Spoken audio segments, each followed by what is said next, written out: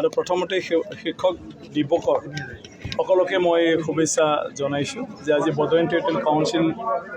চৰকাৰৰ তৰফৰ পৰা শিক্ষা বিভাগে ইয়াত শিক্ষক দিৱস পালন কৰিছিলে তাত মোক আমন্ত্ৰণ জনাইছিলে সেই হিচাপে মই আহিছোঁ খুব ভাল হৈছে প্ৰগ্ৰামটো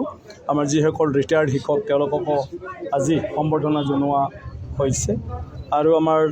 IITৰ ডাইৰেক্টৰ ডাঙৰীয়া ইয়াত আহিছিলে যেটো CITৰ ডাইৰেক্টৰ চাৰ্জতো আছে তেখেতো আজি আহিছিলে গতিকে প্ৰগ্ৰাম হিচাপে খুব ভালেই হৈছে যে শিক্ষক দিৱসটো আমি তেনেকুৱা ধৰণৰ বিভিন্ন কাৰ্যসূচী লৈ পালন কৰিব লাগে আৰু পালন কৰি আহি আছিলে কিন্তু কোভিডৰ কাৰণে যোৱাবাৰ পালন কৰা নহ'ল মানে তেনেকুৱা ধৰণৰ কিন্তু এইবাৰ মানে প্ৰায় সব জায়গাতে শিক্ষক দিৱস পালন কৰা হৈছে গতিকে সেইটো এটা খুব ভাল অনুভৱ মোৰ এটা লাগিল প্ৰত্যেকজন শিক্ষকসকলৰ কাৰণে আজি এটা গৌৰৱৰ দিন আৰু আজি শিক্ষকসকলৰ কাৰণে সন্মানৰ দিন গতিকে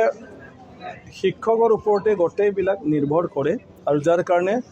সৰ্বপল্লী ৰাধাকৃষ্ণন ডাঙৰীয়াই কৈছিলে যে শিক্ষকে প্ৰথম ভাল হ'ব লাগিব তেতিয়াহে সমাজখন ভাল হৈ উঠিব গতিকে সেইটোৰ কাৰণে আমি প্ৰত্যেকজন শিক্ষকে এটা মনত স্থিৰ কৰি ল'ব লাগে যে যি মানে পৰিস্থিতিয়ে নহওক কেলৈ যাহাতে মানে তেওঁৰ যিটো দায়িত্ব এটা গুৰু হিচাপে সেই দায়িত্বটো পালন কৰাৰ ক্ষেত্ৰত কোনো ত্ৰুটি নকৰে আৰু যিমান পাৰে মানে ল'ৰা ছোৱালীক বা যাকে নহওক শিক্ষক মাত্ৰ স্কুলৰ মানে শিকোৱাই নহয় পঢ়ুৱাই নহয় বাকী যিকোনো মানুহকো যাহাতে এটা সঠিক পথ দেখুৱাব পাৰে সঠিক জ্ঞান দিব পাৰে আৰু তেওঁলোকে সেইটোৰ ওপৰত নিৰ্ভৰ কৰি পেলাই ভৱিষ্যতত নিজক এজন ভাল মানুহ হিচাপে গঢ় দিব পাৰে যাৰ দ্বাৰা এটা ভাল সমাজ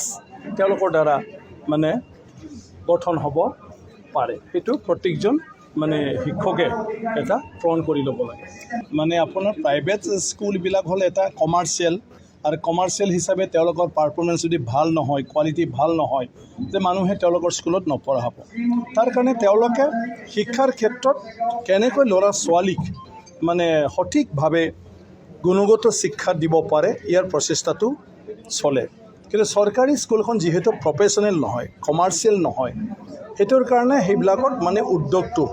অলপ মানে কম হৈ যায় দৈনন্দিন যি ধৰণৰ এটা চোৱা চিতা বা ৰিভিউ কৰিব লাগে সেইটোৰ কাৰণে তাৰপিছত ফেচিলিটি থকাৰ পিছতো যদি ইনিচিয়েটিভটো লৈ নাথাকে তেতিয়াতো আপোনাৰ মানে কোনো স্কুলখনত এটা গুণগত যিটো এটা ছাত্ৰ ছাত্ৰীক গঠন কৰিব লাগে সেইটো মানে সম্পূৰ্ণ নহয়গৈ ভাল নহয়গৈ সেইকাৰণে মই অনুৰোধ কৰিছোঁ যে শিক্ষক এটাই চৰকাৰৰ ওপৰতে সব নিৰ্দেশবিলাক নিৰ্ভৰ নকৰি নিজাববীয়াকৈও নিজৰ স্কুলখনৰ নিজৰ ক্লাছৰ ল'ৰা ছোৱালীক কেনেকৈ এই চিটুৱেশ্যনৰ মাজতে এটা বিশেষ জ্ঞান বা মানে ভাল এটা শিক্ষা দিব পাৰে তাৰ কাৰণে নিজে এটা মানে মাহল তৈয়াৰ কৰাৰ লগতে এটা আপোনাৰ ষ্ট্ৰেটেজি ৰণকৌশল তৈয়াৰ কৰি লৈ ফালে শিকাব লাগিব আৰু তেতিয়াহ'লে প্ৰত্যেকটা স্কুল চৰকাৰী হওক বেচৰকাৰী হওক এই স্কুলৰ পৰা আমাৰ ভাল ল'ৰা ছোৱালী আৰু ভৱিষ্যতৰ সেই ল'ৰা ছোৱালীবিলাকে সমাজৰ কাৰণে ভাল এটা অৰিহণা দিবলৈ সক্ষম হ'ব